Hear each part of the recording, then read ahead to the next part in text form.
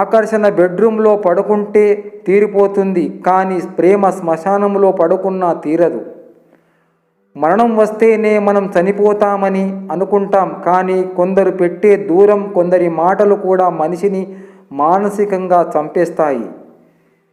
ఎంత సంపాదించామనేది ముఖ్యము కాదు, ఉన్నంతలో మనం ఎంత సంతోషంగా ఉన్నామన్నదే ముఖ్యం.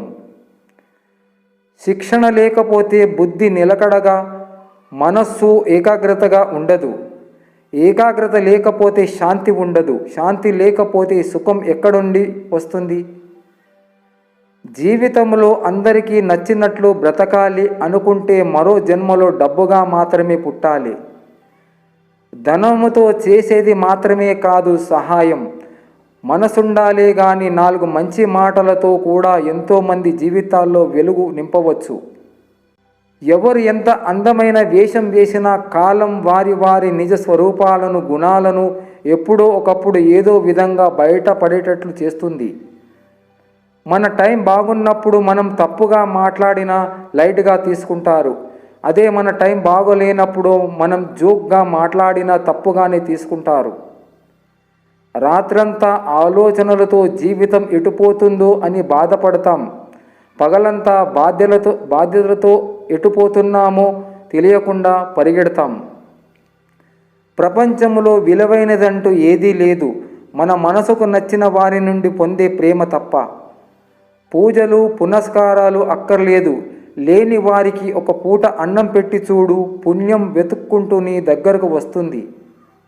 ఎన్ని నీళ్లు పోసినా ఎడారిలో మొక్కలు పెంచలేము. ఎన్ని జన్మలెత్తినా ఎంత పాదసేవ చేసినా తల్లిదండ్రుల రుణం తీర్చుకోలేము.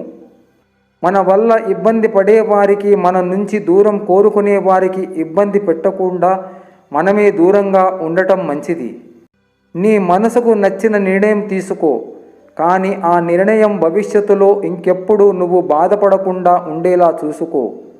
బాధలు అనేవి ఆకాశములో చందమామ లాంటివి. ఒకరోజు ఎక్కువగా ఉండవచ్చు, ఒకరోజు తక్కువగా ఉండవచ్చు, ఒకరోజు అసలు కనిపించకపోవచ్చు. అందుకే బాధలున్నాయని బాధపడుతూ కాలాన్ని వృధా చేసుకోకుండా సంతోషంగా జీవించండి. నువ్వు చేసే మంచి పని ఏదైనా సరే, దాని ఫలితం జీవితంలో ఎప్పుడో ఒకప్పుడు నీ దగ్గరికి తప్పకుండా వచ్చి చేరుకుంటుంది. సత్యం, పవిత్రత, నిస్వార్థత ఎవరి యందు వర్ధిల్లుతాయో వారిని సృష్టిలోని ఏ శక్తి నాశనము చేయలేదు. సమస్త విశ్వం ఒక్కటై ఎదిరించిన వారి ప్రతిఘటించగలరు.